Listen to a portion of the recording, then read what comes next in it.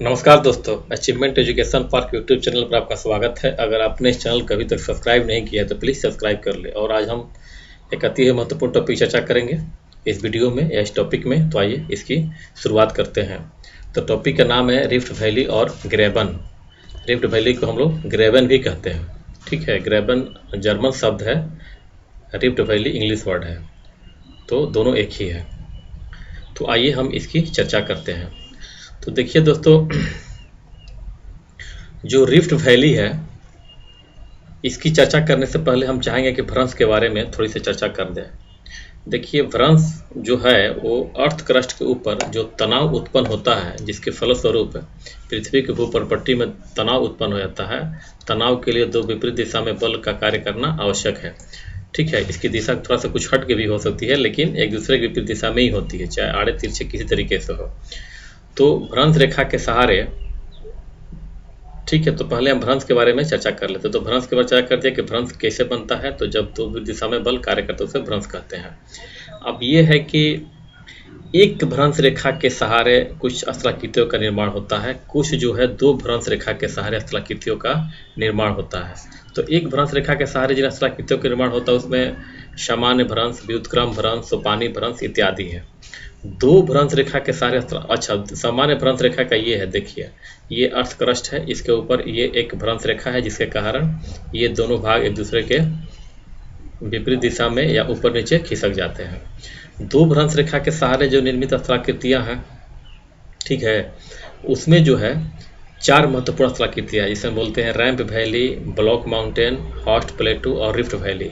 तो दो भ्रंश रेखा के सहारे कैसा होता है, देखिए ये एक ही भ्रंश रेखा और एक यहाँ पर ये भ्रंश रेखा, दो भ्रंश रेखा हो गया, इसके सहारे ये निर्मित स्थलाकृतियों का निर्माण होता है। तो हमको एक्चुअली में पढ़ना है रिफ्ट वैली, लेकिन रिफ्ट वैली का निर्माण जो होता है दो भ्रंश रेखा के सहारे ही होता है। इसीलिए हमने एक भ्रंश रेखा के बारे में हम यहाँ पे कुछ चर्चा नहीं करेंगे। एक भ्रंश रेखा के बारे में हमको चर्चा नहीं करना है, हमको करना है दो भ्रंश रेखा के सहारे। दो भ्रंश रेखा के सहारे हमने एक संक्षिप्त चर्चा आपको यहाँ पे बता दी, और ये बता भी दिया कि दो भ्रंश रेखा के सहारे ramp valley, block mountain, horst plateau और रिफ्ट वैली का निर्माण होता है, ठीक है।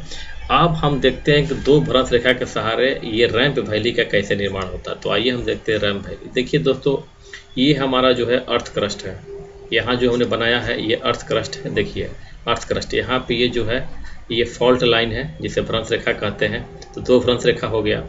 अब ये जो अर्थ क्रस्ट है, इस अर्थ क्रस्ट के दो भ्रंश रेखा है, उस पर दो प्रकृति के भूपर्पट्टी के दो प्रकार की प्रकृति है भूपर्पट्टी की। पहला एक है अनस्टेबल, अस्थाई भाग, यहाँ पर इधर है अस्थाई भाग, यहाँ पर भी है, और अस्थाई भाग यहाँ पर भी है। तो दोनों जब ये अनस्टेबल है और दो भ्रंश रेखा के बीच के ये भाग जो है स्टेबल है, ठीक है। तो जब ऊपर से जब नीचे से बल ऊपर की तरफ कार्य करता है तो ये भाग ऊपर की तरफ उठ जाता है और ये भाग ऊपर की तरफ उठ जाएगा, जैसे कि यहाँ पे ये ऊपर की तरफ उठ गया है। और ये वाला जो बीच का ये तो स्टेबल है, वो अपनी जगह पर स्थिर रहता है, और अगल बगल के जो दोनों साइड के जो भ्रंश रेखा है उसके सहारे उसके पीछे के जो भाग होते हैं ऊपर की तरफ ये उठ जाते हैं, जैसे ये उठ गया और ये पर्वत के रूप में आ जाते हैं, ठीक है। और ये बीच के भाग जो कि अपनी जगह स्थिर रहता है वो घाटी का रूप ले लेता है, जिसे हम लोग बोलते हैं रैंप घाटी या रैंप वैली। इसका बहुत ही सुंदर उदाहरण जो है भारत में है ब्रह्मपुत्र घाटी। ब्रह्मपुत्र घाटी जो है वो रैंप घाटी का उदाहरण है, ठीक है दोस्तों। अब हम आते हैं, चूँकि हमारा ये टॉपिक नहीं है, लेकिन मैं हॉस्ट आप रिफ्ट वैली अच्छी तरीके से समझ पाइए इसलिए मैं इसकी संक्षिप्त चर्चा कर रहा हूँ। दूसरा हम देखते हैं ब्लॉक माउंटेन। ब्लॉक माउंटेन देखिए, ये भी दो भ्रंश रेखा के साथ, एक यहाँ भ्रंश है एक यहाँ भ्रंश है, ठीक है। भ्रंश रेखा के बीच, दो भ्रंश रेखा के बीच का भाग ये देखिए, ये क्या है, स्टेबल है, और दो भ्रंश रेखा के जो पीछे के भाग अनस्टेबल है। देखिए ये भी अनस्टेबल है, यहाँ ये भी अनस्टेबल है, बीच के भाग स्टेबल है। तो जिस प्रकार से रैंप घाटी में नीचे से बल ऊपर की तरह कार्य करता था, अब इसमें क्या होगा कि देखिए अनस्टेबल पर जो है ऊपर से बल नीचे की तरफ कार्य करता है। देखिए ऊपर से ये नीचे की तरफ ये बल कार्य करता है। जब ऊपर से नीचे की तरफ ये बल कार्य करता है तो क्या होता है, नीचे की तरफ ये बगल का भाग जो है नीचे की तरफ वो धंस जाता है।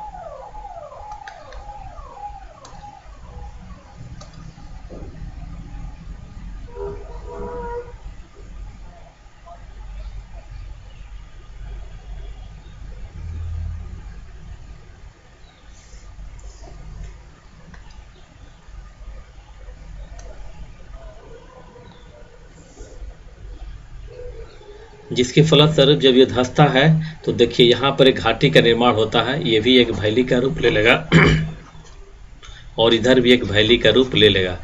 चूंकि नीचे की तरफ जब धंस रहा है तो वैली ही घाटी ही बनेगा, डिप्रेशन बन जाएगा और डिप्रेशन क्या करेगा, घाटी का रूप ले लेगा। तो इधर भी घाटी बन गया और इधर भी घाटी बन गया। अब बीच का भाग जो स्टेबल था वो अपनी जगह पर स्थिर रह जाता है, ये क्या रहा है, स्थिर रह जाता है। तो इस प्रकार से बीच वाला भाग जो उसको हम लोग बोल देते हैं ब्लॉक माउंटेन। क्या बोल देते हैं, ब्लॉक माउंटेन। और जो माउंटेन की जो अगल बगल जो घाटी बनती है बन जाती है वो हमारा हो जाती है एक्चुअली में वही रिफ्ट घाटी है जो आगे चर्चा करेंगे। तो यहाँ हमको बात कर रहे हैं रिफ्ट के बारे में, तो रिफ्ट के ही समझते हैं। तो ये हमारा क्या हो जाएगा यहाँ पर, ब्लॉक माउंटेन।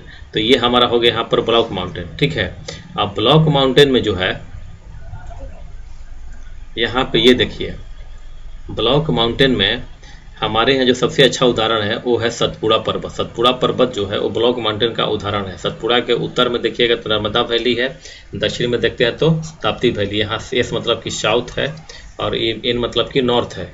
तो नॉर्थ में जो है वो हमारा देखिएगा, मैं जब मानचित्र पर जाइएगा भारत के देखिएगा कि सतपुड़ा के नॉर्थ में नर्मदा घाटी है और सतपुड़ा के दक्षिण में ताप्ती नदी घाटी है और बीच का जो पर्वत है ये सतपुड़ा और ब्लॉक पर्वत है। अब हम आते हैं तीसरा पर, जो थर्ड है उसे हम लोग बोलते हैं हॉस्ट। हॉस्ट क्या होता है, अब ये देखिए हॉस्ट में, ये हॉस्ट में देखिए ये जो है क्या है, अनस्टेबल है। ये दो, एक तो पहले तो ये भ्रंश रेखा है कि यहाँ पर ये भ्रंश रेखा है, दो भ्रंश रेखा के बीच का भाग ये क्या है, यहाँ पर अनस्टेबल है। और दोनों साइड का ये देखिए, ये स्टेबल है, इधर ये भी स्टेबल है। माने किसी प्रकार का मूवमेंट अगर होता है तो बीच वाले भाग में होगा। तो क्या होता है कि जब इस पे अनस्टेबल पे नीचे से बल कार्य करता है जिसके कारण बीच का भाग ऊपर में उठ जाता है। तो ये जो ऊपर की तरफ ये ऊपर में उठ गया, यही किसका उदाहरण है, हॉस्ट का, ठीक है, ये हॉस्ट है। तो इसका सुंदर उदाहरण जो है पेनिनसुलर इंडिया, जो प्रायद्वीपीय भारत है, उसको हॉस्ट का उदाहरण माना जाता है कि एक हॉस्ट का उदाहरण है, ठीक है। अब हम आते हैं अपने टॉपिक पे, रिफ्ट वैली पर। रिफ्ट वैली में देखिए यहाँ पर एक जो है हमारा ये भ्रंश रेखा हो गया, इधर में किधर भ्रंश रेखा, दो फॉल्ट लाइन हो गया। ये दो फॉल्ट लाइन के बीच में ये हमारा अनस्टेबल भाग है, इधर में ये स्टेबल है, इधर में यहाँ पर भी स्टेबल है, राइट लेफ्ट दोनों तरफ अनस्टेबल है, सॉरी स्टेबल है, राइट और लेफ्ट में बीच में अनस्टेबल है। अब इसमें क्या करता है कि ऊपर से बल काम करता है, देखिए ऊपर से बल काम करता है और ये बल काम करने के फलस्वरूप क्या होता है कि ये जो है बीच का जो बीच वाला भाग चूंकि अनस्टेबल है, नीचे की तरफ क्या होता है, वो धंस जाता है। नीचे की तरफ क्या हो गया, नीचे की तरफ धंस गया और ये अपनी जगह पर स्टेबल है। ये क्या है, स्टेबल है, ठीक है, स्टेबल नीचे धंस गया। तो इस प्रकार के धंसने से जिस घाटी का निर्माण होता है उसी को हम लोग क्या बोलते हैं, भ्रंश घाटी कहते हैं, ठीक है। जैसे नर्मदा और ताप्ती के केस में यहाँ देख लेते हैं, नर्मदा और ताप्ती हम लोग देखा तो यहाँ पर क्या होता है, ये भ्रंश है, यहाँ पर भ्रंश है और बीच का भाग धंस गया है। लेकिन ये और आगे भी तो क्रस्ट होगा, यहाँ से भी टूट जाएगा, ये यहाँ से भी होगा। तो जब ये इधर से प्रेशर पड़ेगा, इधर से प्रेशर पड़ेगा तो क्या हो जाएगा, ये यहाँ से टूट कर गया, ही क्या हो गया, नर्मदा इधर में इधर ताप्ती हो गया। बीच का भाग जो स्टेबल है, स्टेबल रह गया, वो ब्लॉक पर्वत के रूप में है। तो मुझे उम्मीद है कि आप रिफ्ट घाटी को समझ गए होंगे, जो मेरा ये उद्देश्य था बताने का। इसको इस डायग्राम को आप ध्यान में रखेंगे तो बहुत सारी समस्याएं आपकी सुलझ जाएगी।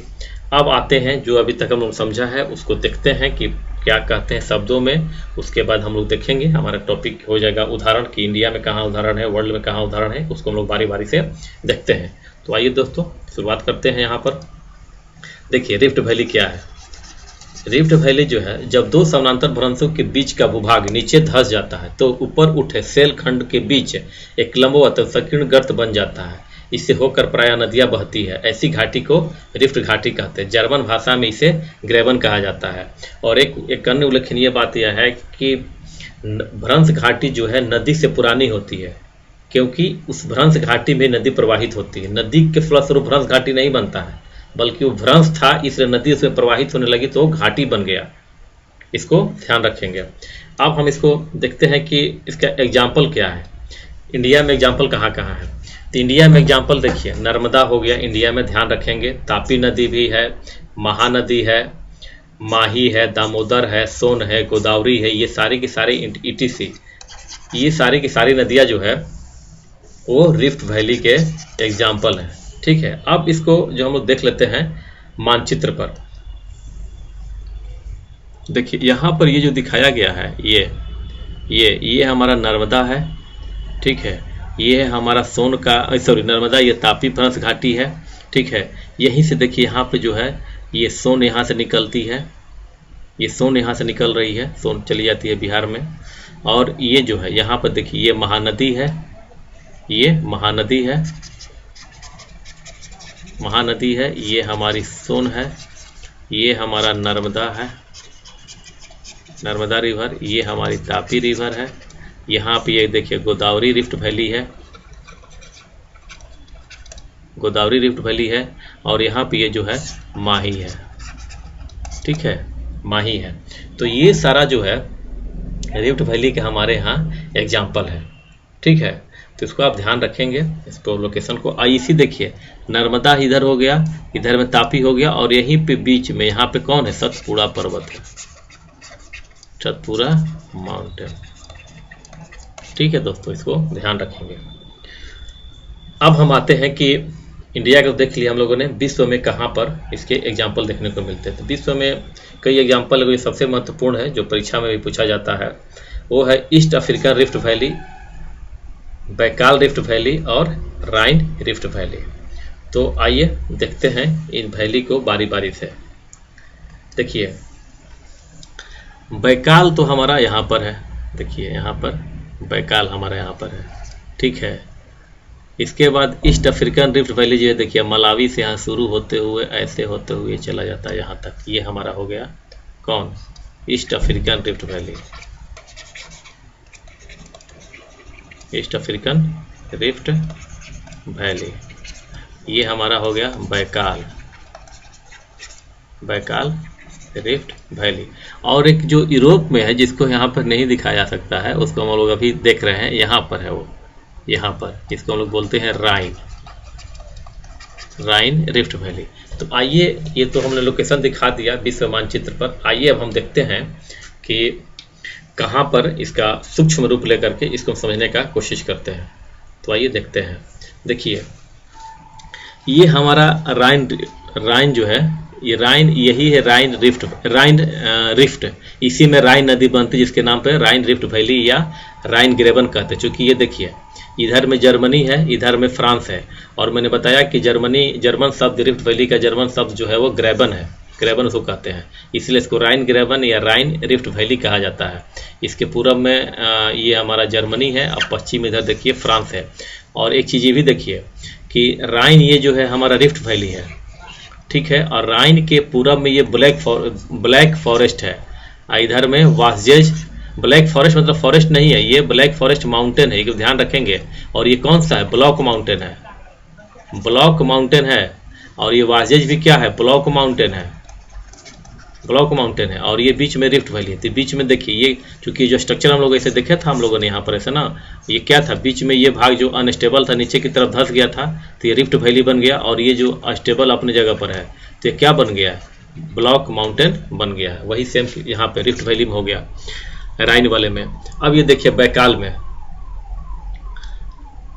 बैकाल लेक, देखिए ये बैकाल लेक है, ये रूस में है, ये बैकाल लेक है। बैकाल लेक में भी क्या हुआ है कि बैकाल में भी यहाँ पे टेक्टोनिक डिप्रेशन हुआ है, टेक्टोनिक डिप्रेशन के फलस्वरूप जो है ये लेक में बदल गया है। जो टेक्टोनिक डिप्रेशन हो गया है तो क्या ये सेम ऐसे ही है, ये जो ऐसे क्रस्ट यहाँ पे है, और ये भाग जो है अनस्टेबल है, ये बीच वाला भाग क्या है, अनस्टेबल है। अनस्टेबल होने के कारण क्या, टेक्टोनिक हुआ तो बीच का भाग नीचे धंस गया है, और ये तो स्टेबल है ही, तो धंसने के फलस्वरूप अब क्या बन गया, ये हमारा लेक बन गया है, बैकाल लेक, ठीक है, रसिया में है, इसको ध्यान रखेंगे। अब हम आते हैं नेक्स्ट पर। ये देखिए अफ्रीका, जो कि काफ़ी चर्चा में ये अफ्रीका का रिफ्ट वैली रहता है। रिफ्ट वैली में पूछता है, देखिए ये मलावी से शुरू होता है, यहाँ पे हमारा मलावी है, ठीक है, मलावी से शुरू होता है।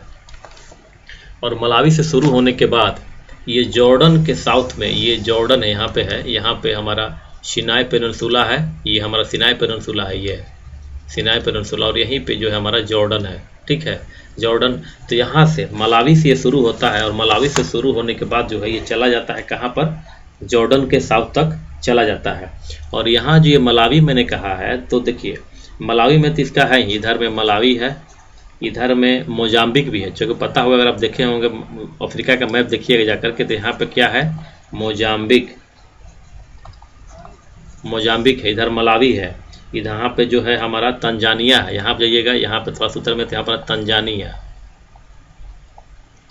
तंजानिया है, ठीक है। तो मलावी, तंजानिया, मोजाम्बिक इसके साउथ में है। और यहाँ से शुरू होते हुए मतलब कि शुरू होने के बाद ये कई देशों से, तंजानिया तो मैंने बता ही दिया, ठीक है, उगांडा हो गया, केन्या हो गया, इथोपिया हो गया, ये होते हुए ये सब कहाँ चला जाता है, जॉर्डन के, जो जॉर्डन हमारा देश है उसके साउथ तक, ठीक है।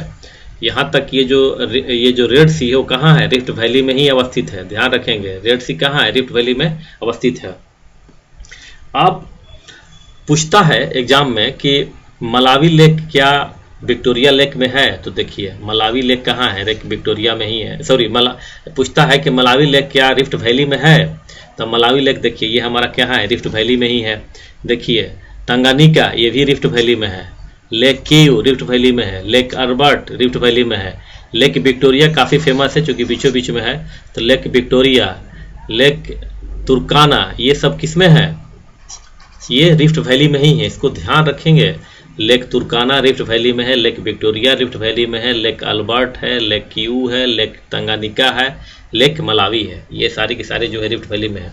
और एक और फैक्ट है रिफ्ट वैली से जिसको ध्यान रखेंगे कि रिफ्ट वैली की कुल लंबाई जो है 6400 किलोमीटर है, 6400 किलोमीटर, समझ रहे, पूरे अफ्रीका को नॉर्थ से लेकर के साउथ अफ्रीका से लेकर के नॉर्थ अफ्रीका तक है ये, तो 6400 किलोमीटर है। और इसकी चौड़ाई जो है, ये तो इसकी लंबाई हो गई, लंबाई होगी। इसकी जो चौड़ाई है, चौड़ाई इसकी मान के चलिए कि आप 50 से लेकर के 70 किलोमीटर के बीच मान के चलिए, मतलब यही है, 50 से लेकर के 70 किलोमीटर की चौड़ाई है और लंबाई 6400 किलोमीटर है।